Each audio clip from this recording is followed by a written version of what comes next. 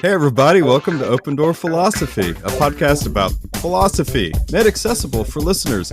I'm Andrew's former philosophy teacher, Derek Parsons. And I'm Mr. Parsons' former philosophy student, Andrew Graziano. Welcome to episode 30, where we conclude our series on Stoic thinkers with the slave who would become a Stoic master, Epictetus. But first, Mr. Parsons, it's been 2 weeks. How are you doing? I'm dying. I'm just kidding. Although if I were, Epictetus would tell me not to worry about it. No, all is well. It is the last 4 weeks of the school year, so, it's just insanity time. But all is well, I'll skip school stuff and go straight to the garden this last week. Oh, sorry, not this last week. Yesterday, we had 4 monarch butterfly chrysalises open yesterday, so 4 new monarchs in the world. So that's kind of cool. We've had 12 or 15 chrysalises around the backyard the last couple of weeks. Wow. And it's just neat to watch that process. So anyway, it's spring. It's lovely outside. How are you? I'm good. I thought when you were saying you're skipping school stuff, I was like, oh, you're skipping school to go gardening. It's like, wow, that's very interesting. Yeah, I'm not sure there's a lot of students that skip school to do some gardening. But maybe, I don't know. Probably. I just got to escape the construct of school so I can get out there in the world and garden.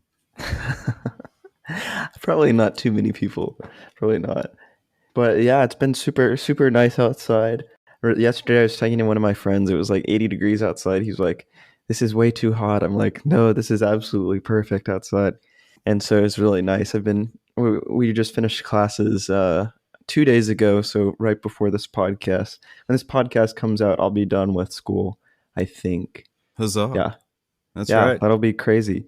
So I've just been kind of relaxing before I start throwing myself into final papers and stuff. And, it's exciting. Year 3 is almost done. Yeah, how many papers do you have due next week? I have 4 papers due next week. Gosh. So it'll be fun.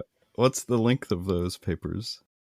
They're all about, I think they're all about 12 pages each. So it's not too bad. It's not awful. That's a lot of words. It's a lot of ink. Yeah. It's been a lot of fun. This has definitely been my favorite semester. Good. So it's not like it's anything bad. All these papers are kind of fun and enjoyable. Oh man, you're what's the word I want to use? You're academic. How about that? When you enjoy writing papers. It's not bad. I'd rather do this than an exam. On last Thursday night and on Friday morning, I had 2 exams back to back. It was not fun. So for everybody who has to take a lot of tests, including your IB students in a few weeks and all those other IB students who might be listening, and AP students too, I do not envy any of y'all in the slightest. So yeah, I'd rather write a paper than take a test any day. Yeah, for sure. And even better if it has to be a test, or a written test is better than something like multiple choice. Yeah. So, okay. Do you get a lot of multiple choice in college? I haven't had a multiple choice test in college. Probably. Maybe like a section of one test. Freshman year? Maybe freshman year, but never since that. Well, good. That's a better way to assess students. I wonder how Epictetus would feel about multiple choice. Probably not that great. That's right. Well, as a nice segue, of the 3 Stoics that we have looked at, Epictetus is the teacher of the 3 of them. He is the head of a school of Stoicism. So we can get into the episode and see what old Epictetus has to say.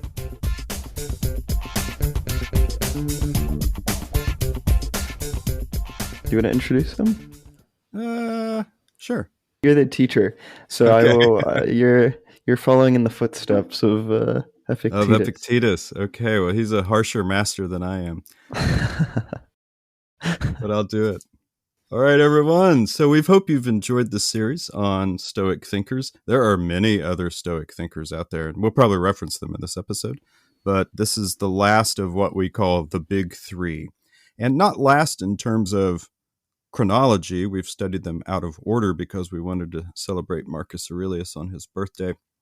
So today is Epictetus, and Epictetus lived very similar just before Marcus Aurelius, but also, in fact, they were contemporaries for a while, but also was a bit contemporary on the latter end of Seneca's life.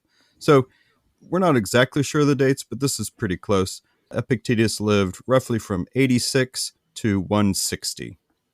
One of the things that makes Epictetus very different from the other two is the fact that, one, we already mentioned it, he was a teacher. Two, that he does not come from an aristocratic background, but rather he was a slave. And three, his works are not written by him. His works are written down by his former students from his lectures, his classes that he gave. So he didn't actually write his materials as Seneca and, of course, Marcus Aurelius did. So that makes Epictetus different in a way, and we'll talk more about all of those things. I think one very interesting thing is, like you were mentioning, he's kind of connected to both Marcus Aurelius and Seneca too. I don't know if this is true. I'm just guessing it is. I wasn't there. But apparently Epictetus was a slave to one of the, I guess, courtiers in Nero's court. And then apparently too, Epictetus, it's very unclear about how he became so educated, except that we know that he studied for a time under Musonius Rufus, who's a very famous Roman Stoic philosopher and teacher as well. And he was also a senator in Rome at some time too. And then somehow after Epictetus gained his freedom, he began teaching Stoic philosophy, which is really interesting. And it's a very different contrast from the upbringings of the other two Stoic thinkers that we've seen, with Marcus Aurelius being kind of groomed since his birth. Like we talked about in the last episode, there was a time when Marcus Aurelius, as a young kid, had kind of like a Stoic tutor teaching him and sleeping. Marcus Aurelius was adopting these habits early on. And Seneca, I don't think we talked too much about his education, but he was also extremely wealthy. But Epictetus, man, like, he's a slave, really having a rough time. So it's definitely one thing to take advice from about living through hard times from some of the wealthiest people in Rome, and it's another to take them from someone who's a literal slave telling you not to worry about your problems. So Epictetus is a tough master, right? of the three, he is just really straightforward and in your face. And if you think the other ones were, I mean, like, he just doesn't take any crap from anybody. There are no excuses from a student with him. I mean, he's been a slave. So everything, he's just like, well, just get over it. Actually, pull a quote here. We have a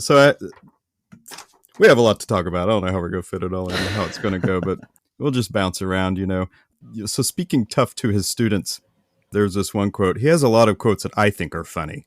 And this kind of comes out in the dialogues because it's more conversational than, say, like something that's formally written. So he's very sassy at some points. Anyway, there's a conversation between him and a student. Student says, "But my nose is running." And Epictetus says, "What do you have hands for, you idiot, if not to wipe it?"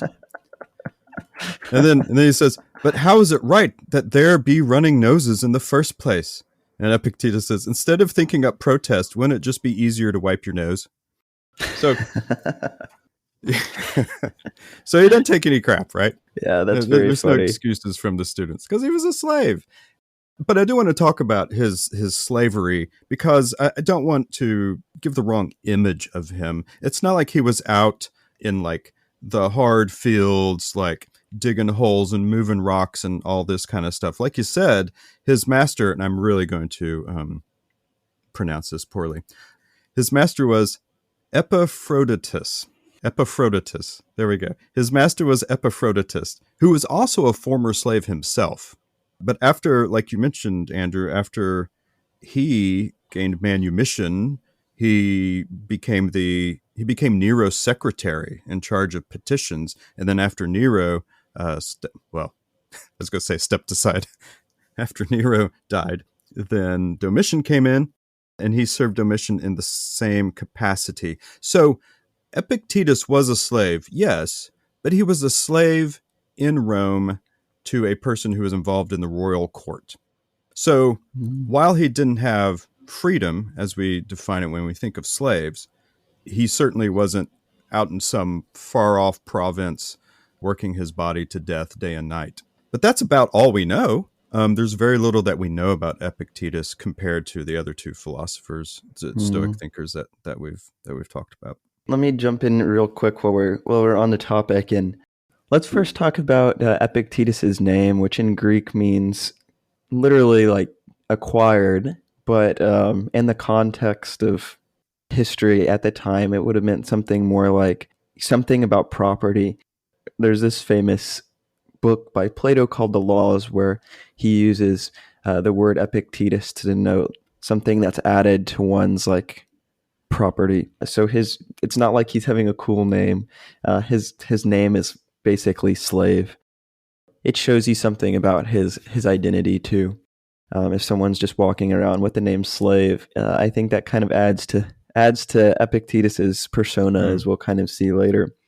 And then there's this story about him as a kid, which I think has been especially disputed, but I think it still serves to paint Epictetus as who he might be, regardless of whether it's true or not. But apparently, if you look up a picture of Epictetus on the internet, there's this famous, I think it's an engraving, and it's an impression, I'm sorry. And basically it's him writing, pondering, but he has like a crotch or a cane in the background. And this story describes why people portray them with that cane. And basically one day his master, I'll quote this so I won't mess it up. Quoting, one day his tyrannical master had locked his foot in a steel boot, his, in this case, is Epictetus, and twisted his leg to make him scream. Epictetus was simply warning him, "You're going to break my leg." Then his master continued and the leg broke. Epictetus peacefully said, "I told you, it's now broken." Yeah, that's wild. Absolutely wild. So that's just speaking to Epictetus. First off, he's really embodying this principle of Stoicism, which is something we've kind of been talking about the last two episodes. It's like, yeah, these Stoics are embodying their principles, and Epictetus probably more than others, or maybe a little bit more than others. And secondly, it's just showing you Epictetus can master his own body in a way that other Stoics too probably haven't had to deal with. And also, he's being pushed around too from a young age, and he's having some scars to deal with that into old age too. Yeah, he is. It was interesting. So I actually wanted to bring up the limp. So he's noted as having, or at least I've heard from a lot of contemporary commentators on Stoicism, they always refer to Epictetus as having a limp. And so I always just assumed that was true. And of course, the story that you just told, I've heard before as well. One of the references I was reading on his life and background, the Penguin's Classic introduction, does not say that he has a limp. It does say that in the discourses, Epictetus refers to himself as a lame old man, but never elaborates on the cause or the type of disability that he has. And then it also says, I think it's interesting too, it also says, when speaking of his former master, he mentions that he had a former master, and by name, but never speaks ill of him or positively either. But like with this story you just told, I mean, clearly you would think that's probably rather harsh treatment from a slave master. So that's just interesting. I think it's interesting when we get these different perspectives on people from antiquity, especially when there's just not a whole lot written about their lives, other than what's provided the text itself, like from the discourses. No, for sure. That is really interesting. I've not heard that. I've heard that he might have had a disability, but I've never heard that. Yeah, it's interesting, huh? And I guess the other thing to say, well, regarding his slavery, he was born into slavery. So he was not captured as like a prisoner of war or anything like that. He was born into slavery in the city of Hierapolis, I think if I'm saying that right, which is today in like southwestern Turkey. And I thought this was interesting. You might be able to follow up on this since you know a little bit about Greek. The area spoke Common Greek. And I don't know how to say the word. It's Koine. Koine. Koine. Koine. So the area spoke Koine, he spoke Koine, and the discourses, which are his lectures, those are written in Koine. And I also just found out that the Greek New Testament was also written in that particular style of Greek. So I don't know. I just thought that was interesting. So he was born in what is today Turkey and spoke that particular dialect of Greek. If we take like a straight line down kind of half of the Roman Empire, if we think about kind of Western and Eastern Rome, how that will split later, the Western side predominantly spoke and wrote in Latin, and the Eastern side predominantly spoke in Greek. So that's why we'll see a lot of writings, even under Roman, in Koine Greek. Now, Koine Greek is just, we think about the Greek language, how it's kind of evolved. There's the Homeric Greek that's kind of the first, and then that transitions into Attic Greek, which is the language that's used in Plato and Aristotle. And as that language keeps transforming, that eventually will become Koine Greek, which is New Testament Greek. I believe Marcus Aurelius's Meditations is written in Koine Greek too. And I read that Koine Greek really arose during the time of Hellenism, like that post-classical Greek era. Yeah, that's right. That's right. Greek is just a really interesting language because it's always evolving. It's always changing. It's always becoming a little bit simpler. And so it's slightly different, not crazily different, but slightly different. Yeah. I guess the last thing to say about his slavery is like you said, we don't know how he was educated. We do know that he was educated at some point, and the way that we assume that he was educated is that, and I don't know how unique of a situation this was, but his master would allow him to attend the lectures of Musonius Rufus, who you mentioned earlier. Now, Musonius Rufus at the time was really just regarded as possibly the best Stoic teacher of the time period. So him being able to freely attend those lectures, that's really interesting and no doubt like instrumental in the formation of Epictetus and his thoughts on Stoicism. But it does make me want to mention one more time that there are so many other Stoics that you can reference their writing. We've mentioned them throughout, everyone from Zeno to Chrysippus to Musonius Rufus to, who was Marcus Aurelius's teacher? Rusticus. So there are so many other Stoics out there to reference. But anyway, Musonius Rufus was a big one, and Epictetus was allowed to attend his lectures. I don't know if that says anything about his master in terms of how he treated him. It's all conjecture. We just know that he was allowed to attend those lectures. Yeah. Slavery in the Mediterranean world is very different than what a lot of people today might think about it. It was very much an asset to have slaves educated, and you see a lot of famous Roman people that have their slaves educated, and they kind of use them as a tool for their political studies. Cicero's famous for having this slave named Tiro, who was actually the father of shorthand, which is really crazy. So slaves back then, like you mentioned earlier, it's a little bit different, and it was probably a big asset to have slaves educated, especially for these very, noble is not the right word, but very aristocrats. Yeah, exactly. Yeah. Exactly. Mm-hmm.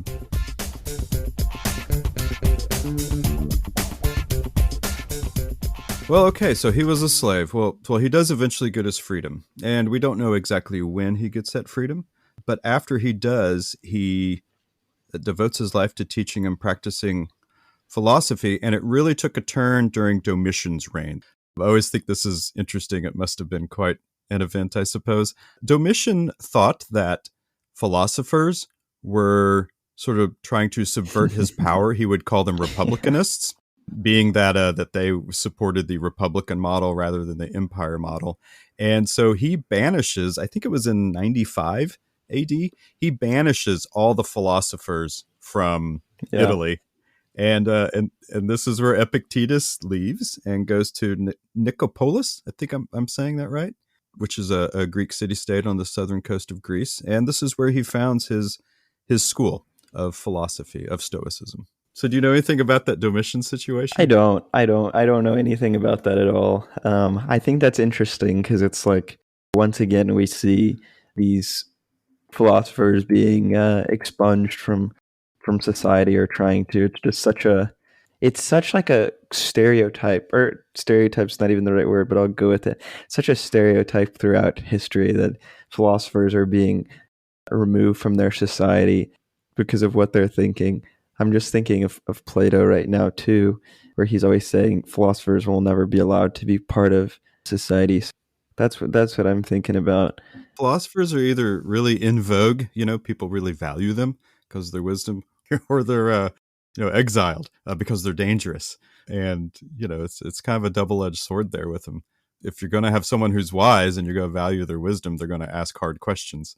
And sometimes hard questions can get you in trouble depending on what your answer is to those questions.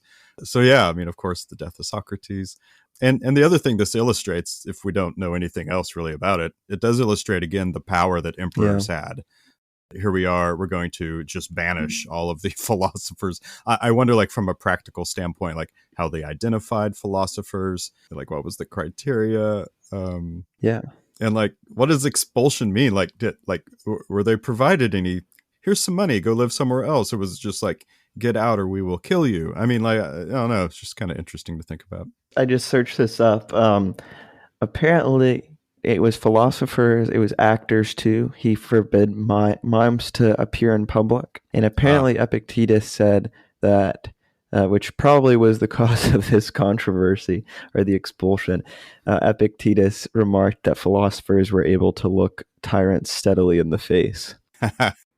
Well, whether it's SNL or anything else, the theater arts have always had an uneasy relationship with government individuals, government leaders, because they criticize them so heavily, whether it's the, Aristophanes from classical Greece, or even the Middle Ages, where you had the traveling minstrels and circuses that would, have puppet shows and and mock the political leaders of the day, or in Venice during that time period.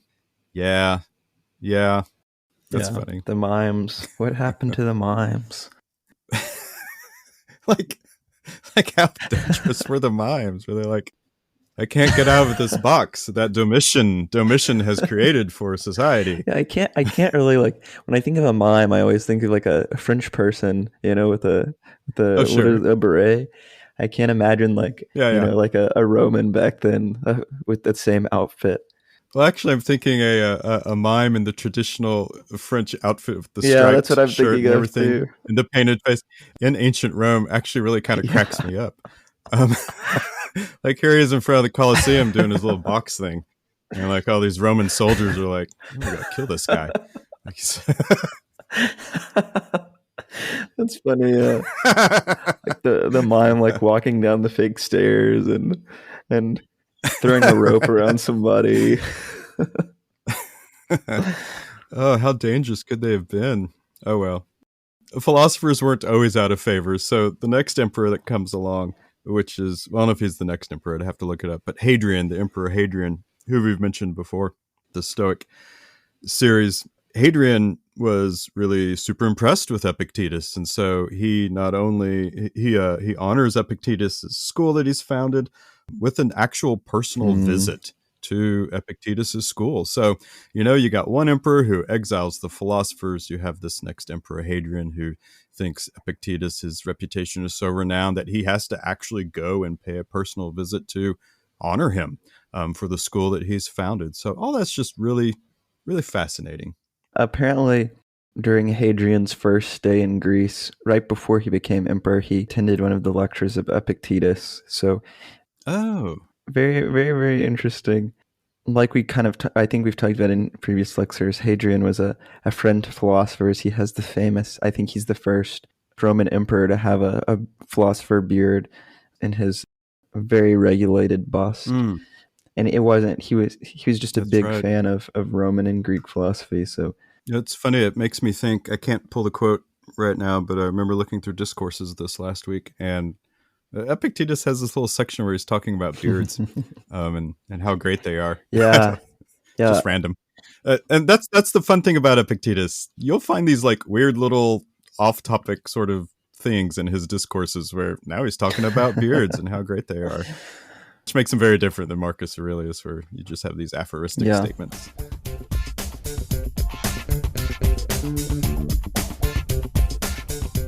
So his discourses, there's a number of common themes, which probably is not surprising. This isn't all of them, but here's just a couple of them just really quickly. First is the idea that the Stoic school leaves us free to live our lives, which is not really a free will argument, and he doesn't really get into free will too heavily.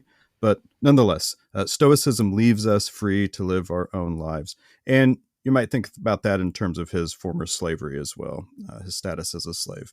Another big word that he uses often, and we don't see it as much in Seneca and Marcus Aurelius, is the term impressions. Right? So everything we experience is an impression, and how we react to that impression is really the Stoic practice. So if you read Epictetus, you'll hear impressions an awful lot. You know, he says things like animals have impressions too, but they don't have the ability to reason about impressions. We as human beings have the ability to shape mental events, right? Shape how we react to the impressions, whereas animals don't. Another one, we'll probably see this in some of the quotes, but Epictetus was a huge fan of Socrates. He mentioned Socrates consistently throughout the discourses, and all the schools that pop up during the Hellenistic period try to tie themselves back to Socrates somehow. You know, it's kind of like their founder of their school. But Epictetus is a big fan, so if you read him, you'll hear a lot of Socrates. And I guess the last thing to say, again, like I said, there's more, but he really believes that humans are capable of moral progress, right? That we can make sense of and distinguish between degrees of vices and virtues. And all that links back to impressions. So those are just kind of some overarching themes that we see through the discourses. And his other book, well, I don't know if I call it a book. Yeah, his other collection of works called the Enchiridion. Oh boy, do you know what that means in Greek? I can't remember. I do not. Let me see. Yeah, I was going to say, look it up. It's something like handbook or something like that. It means handbook. So we'll talk about both of those today, probably quotes from both of those, the Discourses and the Enchiridion. The Enchiridion is short and used more frequently, or rather referenced more frequently because it's just shorter. And you have these sort of aphoristic statements similar to Marcus Aurelius. But anyways, as far as like broad influence, just real quickly, like Marcus Aurelius mentions in book 1 of Meditations that he has a copy of Epictetus's Discourses. So they were kind of contemporaries of each other. They didn't know each other, certainly. One was in Greece and one was in Italy. So we see some influence there from Marcus Aurelius. Epictetus is one of the few pagan authors that was approved for reading in the early church by the monks and by the priests, which is very interesting. And you can kind of see some of that influence. The Enchiridion was adapted for monastic use, and not only in the Roman Catholic Church, but in the Eastern Orthodox as well.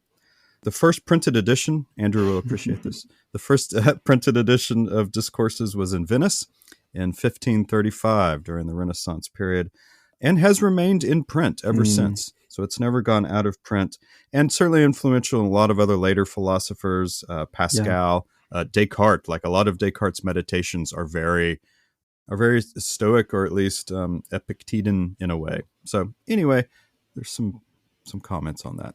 I remember when I was reading about Epictetus the first time, I heard about James Stockdale. Are you familiar with him? Oh, yeah. Yeah. Basically, James Stockdale was this fighter pilot in the Vietnam War who studied philosophy when he was in a graduate program at Stanford. And Stockdale, he was studying Epictetus a lot when he was in school. And he says that, Stockdale was shot down when he was in the Vietnam War. He spent 4 years in solitary confinement and was tortured. And he basically credits Epictetus for helping him get through that all. And apparently, when he was being shot down and, like, I guess parachuting out or whatever, he apparently told himself, "I'm leaving the world of technology and entering the world of Epictetus." Oh, wow. It's crazy. So it is. It's just a very cool example of how Epictetus has been a part of people's lives in a practical way for a crazy, crazy long time. Like I said earlier, all three of these Stoics we've talked about really approach, or rather write differently.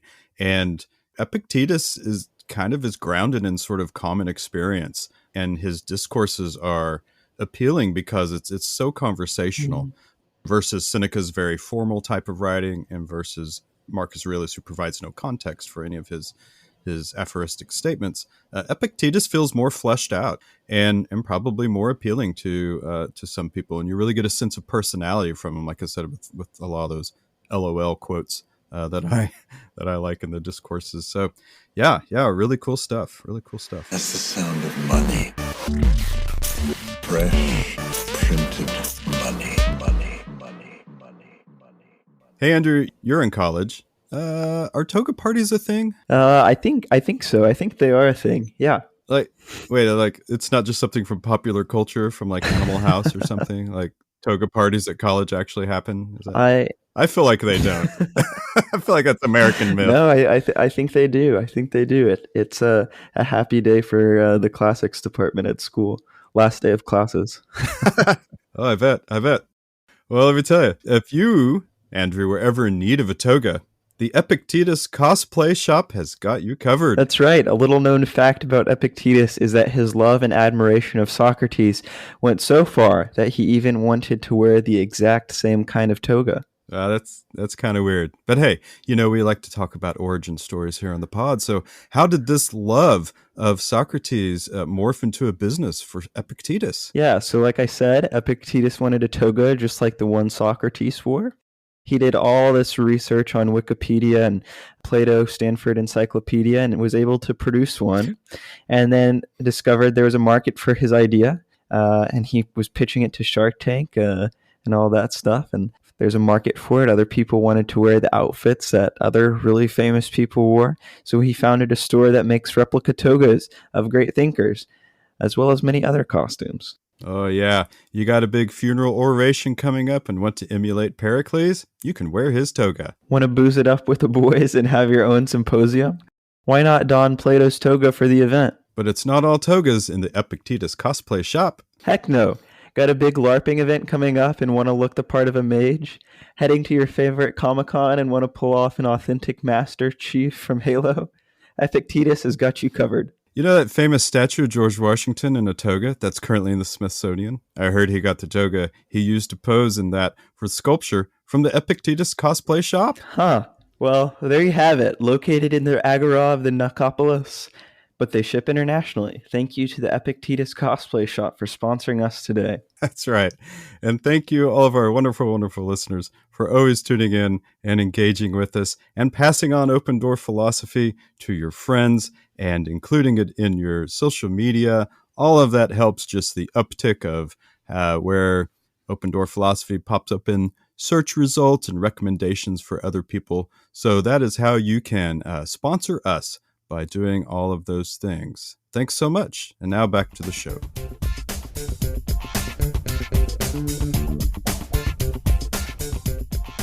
Alrighty, guys. Well, there are so many things that we can talk about from the discourses and the Enchiridion. There's just so much to it. We've pulled a couple specific quotes that exemplify some of the typical Stoic virtues. So we'll talk about those and do a little analysis of them and have a good time. So, if you guys recall, I think it was maybe the first episode in this Stoic series, I mentioned Cicero and his example of firing the arrow at a target and what you're in control of and what you're not in control of. So Epictetus has a lot of quotes about what you're in control of and not in control of. And this one, there's a very famous one from the Enchiridion, which we'll probably read later, but I wanted to use this one because it's not as well known. It's an example of him going on a voyage, or not him going on a voyage, but what it would be like. So anyway, it says here, this is book 2, chapter 5. It's something like going on an ocean voyage. What can I do? Pick the captain, the boat, the date, and the best time to sail. But then a storm hits. Well, it's no longer my business. I have done everything I could. It's somebody else's problem now, namely the captain's. But the boat actually begins to sink. What are my options? I do the only thing I am in a position to do. Drown. But fearlessly, without bawling or crying out to God, because I know that what is born must also die. I am not Father Time. I'm a human being, a part of the whole, like an hour in the day. Like the hour I must abide my time, and like the hour pass. What difference does it make whether I go by drowning or disease? I have to go somehow. So it's a good example of what you're in control of and what you're not. And just like the arrow example, you can be in control of how much you practice and how good your equipment is and how well you aim. But once you've taken care of all those things, most of it's out of your control. And so similar to the boat example, you can pick the boat, you can pick the best captain, you can pick all the best stuff, when to go, but you don't control the weather and you can't really know it, even with all of our modern technology today. So there we go. Things that are in your control and are not. Should we be so flippant about death, Andrew? Yeah, I think Epictetus would firmly say we shouldn't worry about death because, that's not something in our control. And I think Epictetus here does something really well. Maybe it's probably apparent in Seneca and Marcus Aurelius too, but I think it's most visible here or in Epictetus. Maybe not just in this quote, but it's like a big thing about Stoicism is focusing on things that you can and can't control, like we've seen in this little quote. Mm-hmm. And mostly, I think, at least when I think about Stoic philosophy in that regard, it's like mainly focusing on things you can't control and not worrying about those. So things like death, the weather, if my goldfish will be stale when I buy them from the store. But I think in Epictetus too, there's this sense of there's also things you can control too. We have choices that we can make, and those choices that we can make are important to us as human beings. And the fact that we can make these choices, that's something that's very unique to human beings, that we can make choices by ourselves that aren't impeded by nature. I think Epictetus says, our free choices are those that are completely unimpeded by nature. So I think this has two things. First, before I forget it, because it was slipping my mind, the choice to worry about something that you have control over and not control over is a choice in itself. And I'll come back to this in a second because I think it'll make more sense. But it's also like this ability for us to even have the ability to choose how we react to things and just choice at all, free choice. That's just this very human property that we have. It's unique to human being. That's just something that's so fundamentally unique to human. A dog's not going to have that sense of choice, a cat, anything else. So that's a gift of human reason. And I think Epictetus would say, or he might say this, a Stoic definitely says this, but it's like humans, when they're worrying about things that they're not in their control, that's a very human thing to do. Do you see a dog lying down on the street and worrying about crying his eyes out about the next time that he's going to get like a rub from a human being, or a cat when the next time he's going to be able to step in a litter box? That's a human choice that we're making. And it's something that's free and within our control to decide or not to decide to do. And I think that's all I had to say. Yeah, and that gets us to impressions. This comes up so many different times in different ways with Epictetus, but from book 1, chapter 1, the faculty that analyzes itself as well as others, namely the faculty of reason. Reason is unique among the faculties assigned to us in being able to evaluate itself, what it is capable of, how valuable it is, in addition to passing judgments on others. So it's only appropriate that the gods have given us the best and most efficacious gift, the ability to make good use of impressions. That's the thing too, right? Like Epictetus isn't saying that animals aren't able to use their impressions of the world.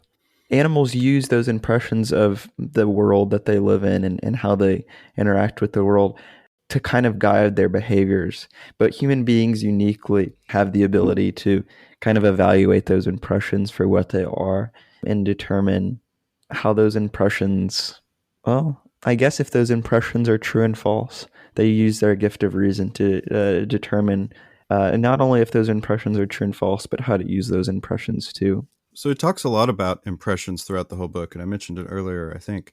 An impression is just anything that you encounter, right? You could be you listening to this podcast right now. That's an impression. Maybe you're driving your car while you're listening to this podcast. Everything you see around you is an impression. The traffic that's in front of you, the decisions you make about that traffic, all of that stuff.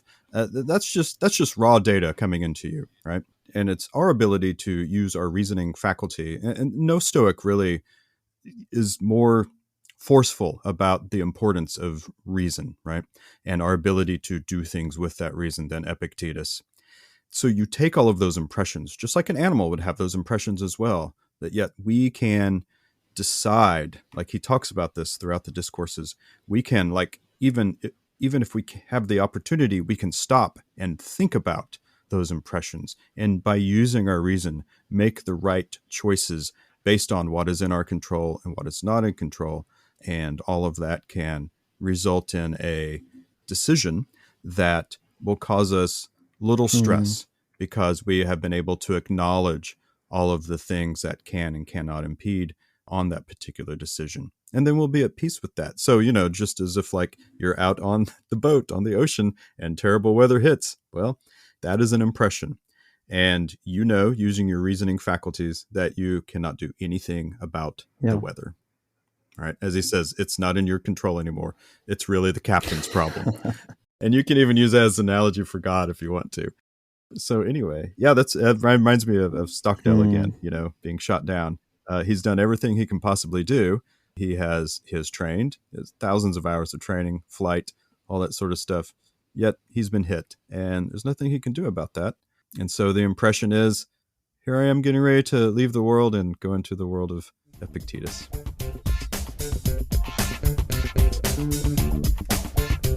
Another quote that relates is from the Enchiridion, chapter 5. The first sentence, it's probably one of the more famous Epictetus quotes. It is not events that disturb people, it is their judgments concerning them. And so events you can substitute with impressions, really.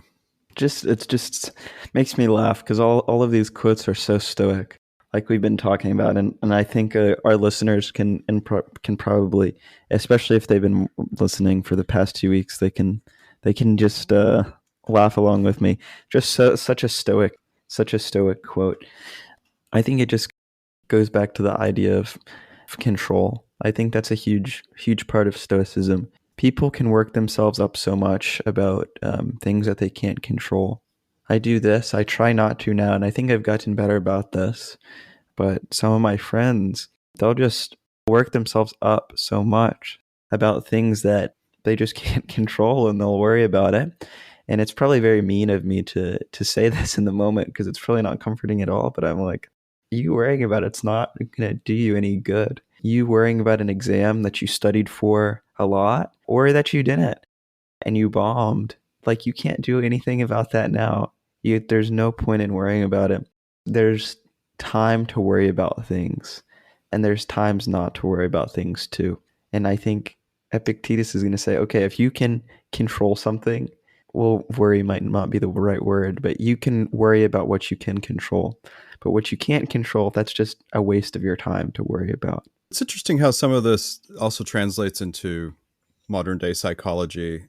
People are familiar with cognitive behavioral therapy, which a lot of that is based on Viktor Frankl, who was a Jew in concentration camp in Auschwitz and managed to live through all of it, wrote a wonderful book called Man's Search for Meaning, about his experiences in the concentration camp and how he got through it and how he would help other people get through it. That kind of morphs into this idea of modern psychology today of cognitive behavioral therapy. And a big part of that is like labeling things. Like when you have thoughts that are disturbing, disruptive, whatever, cognitive behavioral therapists will say you need to label those things. And by labeling those things, we kind of pull them out of like the madness of context and the swirl of our anxiety. And we're able to look at those things objectively and label it as like, I'm just being overly emotional. Labeling is much more technical. But nonetheless, it helps you get through these particular, as Epictetus would call it, impressions that you're having, or rather the result of those impressions. You're allowing your mind to run away with itself versus using your ability to reason, to look at those situations, those impressions clearly. So Epictetus actually has quite a lot to say about that. So there's kind of a thread of this that goes through a lot of modern psychotherapy today. Okay, well, here's one of the more, I don't know if controversial is the right quote, but this one's tough. So this one is all about, again, keeping in mind what you're in control of and what you're not. So this is from the Enchiridion, chapter 3. It says, in the case of particular things that delight you or benefit you, or which you have grown attached, remind yourself of what they are. Start with things of little value. It is china, if you like. For instance, say, I'm fond of a piece of china, or like a coffee mug, right? I'm fond of this particular coffee mug. When it breaks, then you won't be as disconcerted. When giving your wife or child a kiss, repeat to yourself, I am kissing a mortal. Then you won't be so distraught when they are taken from you. Okay. Yep.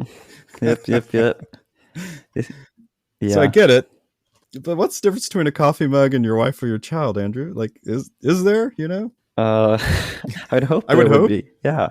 Um, this is just kind of a thing in Epictetus. Sometimes when I read his passages about stuff like this, I just kind of roll my eyes sometimes because I'm like, oh my gosh. But I think it's helpful to an extent. I mean, obviously I'm not going to compare like the breaking of a coffee mug to the death of a loved one because that seems a little bit harsh, but I think that there's value in thinking about things that you have and what those things are in relation to yourself, and then thinking about how you might be without those things and how those are going to really impact you. Maybe an example. This is not a great example, but say I have this rock that I'm very fond of. Maybe I've had this rock forever and it has a lot of significance to me or something. And then say like one day, they don't do this at my school, but hypothetically, let's say that they do. Say that like a janitor or someone walks into my room and is like cleaning around it, and they pick up the rock. Yeah, that's gonna kind of suck. That rock had a lot of personal significance to me. But if I'm thinking about this item, well, I'm not even doing such a great job of explaining it right now because I feel like I'm just rehashing what he's saying. I think it makes a lot of sense thinking about things and appreciating them for what they are in reference to what they will be when they're gone. We're talking about two different things here: a coffee mug and a human being, especially a human being that's very personally important to you. We can definitely get attached to objects because we do attach or we do associate a particular amount of significance to particular objects, and some are more important than others, especially when sentimentality comes in. And so, like, you drop your favorite coffee mug that you got on a trip with these special people how many ever years ago, and that's very sad to you, which is very different than like your spouse passing away. And I think about, like, oh wow, like what is the difference in the quality of my life if, say, I dropped my favorite coffee mug that I have lots of sentimentality attached to it, versus like my wife dying. And like those are two very dramatically different, would impact my life in a very different way. And so I'm like, how much like quality of life do each of those things add to my experience? That coffee mug's really cool and great memories when I use it. But golly, if my wife died, holy cow! Like the quality of how that would affect my quality of life seems enormous. And so there, I get like not totally losing your mind if your child or your wife dies, and not like losing yourself just in your headspace about all that. Does Epictetus allow for you to be like sad though? Is kind of what I think about sometimes. Like, are we just supposed to be so stoic about this? We're like, we had a good run, but now she's gone. So, I guess I'll go make some breakfast. So I don't know. That's where I fall with stoicism. Like, does it allow for things like we can be sad about this? This is probably not right, but maybe this is like a neo 21st century version of this idea. I think about this with my parents too, all the time. Maybe I'm having like a really bad headache on a day or something, and the last thing I want to do is talk to anybody. Maybe it's a day of classes when I've been chewed out for not reading as closely as I should have, or I fell off my bike or something. I don't know. And the last thing I want to do is like have a conversation with someone. I just want to go back in my room and sleep or something. I'm not going to have an unlimited opportunity to talk to my parents always, or things like that. That idea always keeps me very grounded, even if I'm not in like the mood right now.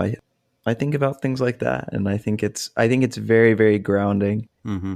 Even with my time in school too, right? I only have a year left. I think, well, I'm only going to have some days I don't want to go hang out with my friends because I want to work on a paper or something. And then I'm like, oh, I only have a year left with these guys. There's going to be a day coming up very soon where I'm going to say, bye, see y'all. And I'll probably never see most of them again. And I think it's just a very grounding thing to think about when you're thinking about it like that.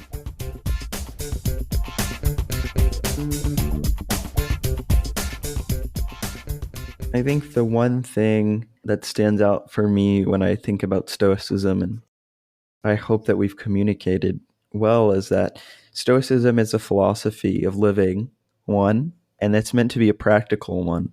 It's meant to improve your life. We could have spent this series going into the metaphysical reasons for why these Stoic thinkers believe that reason is something that's unique to humans or blah, blah, blah, whatever. But it's fundamentally at its core a way of improving your life and focusing on things that matter. I think it's a good lesson for anybody, not just for philosophers, but take some time, think about what matters to you, and I think that can reorient your life. Because at the end of the day, it's not about how much money you're making, anything like that. And I'm just going to quietly pan out here because I don't want to sound like a Joel Osteen guy right now. Stoicism, of all the philosophies of life, I have some questions about it, but I find it to be tremendously helpful in a lot of situations. And, again, I think a lot of these philosophies of life that we talk about have definitely stood the test of time. So I don't think like the test of time test is necessarily a good way to gauge the appropriateness or success of a particular philosophy of life. Some are much newer, like existentialism, of course, but something as old as Eastern traditions like Taoism and Confucianism and some of those. And as far as the philosophy of life goes, Stoicism has been around for a long time and comes in and out of popularity, and seems like, especially in times of crises, Stoicism rises up again. And I think there's probably a reason for that. A lot of people, when COVID began and we were in the lockdown stage, sales of Marcus Aurelius kind of like topped out in the publishing market, and lots of attention to that. And I think that says something about perhaps some of the good things that come from Stoicism, and how it's also, woven into the modern day psychotherapy that we talked about, and probably something to it, Maybe we don't kiss our children goodbye at when we leave house for the day and be like, could die. But there's probably lots of other helpful things about that as well. Yeah. Well, let me read some of what I think are Epictetus's funny quotes, and then we'll call it an episode. I already read the one about his nose running. So here's a couple other. And try to think of it like a grumpy old teacher. All right? You're trying to come up with excuses. All right, so here's one. If you have your heart set on wearing crowns, why not make one out of roses? You'll look even more elegant in that. Probably something there about like reputation or whatever, wearing crowns. Oh, why don't you just make one out of roses there, buddy? You look prettier in it. So there's that one. Then I like this one. Wouldn't you rather leave petty arguments about these subjects to do-nothings who sit and come and receive their little stipend, or get nothing done and whine about it? Step forward and make use of what you've learned. You hear the word whining a lot in his discourses. He doesn't put up with whining. And this last one, which I for some reason just strikes me as funny. So let's see some evidence of it. But no, it's as if I were to say to an athlete, show me your shoulders. And he responds with, well, have a look at my weights. Get out of here with you and your gigantic weights, I'd say. What I want to see isn't the weights, but how you've profited from using them. So there's just a sassy little tone to Epictetus, and that kind of makes him fun to read as well. I think if people pick up his discourses, other than learning some great Stoicism, they'll be entertained at the same time. He's definitely a funny guy. All of those are very, very Stoic. Very, of course they're Stoic. They're very funny. They make me think of like Yoda in Star Wars whacking Luke with a stick while he's with his cane. Yeah, that's right.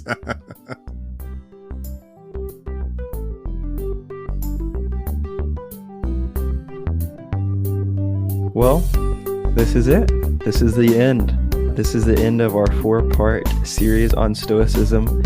Hope everyone has enjoyed it. I really enjoyed it, and I hope that everybody has at least learned a tiny little bit about Stoicism, Epictetus, Marcus Aurelius, and Seneca, and feel inspired to continue researching into their lives and works.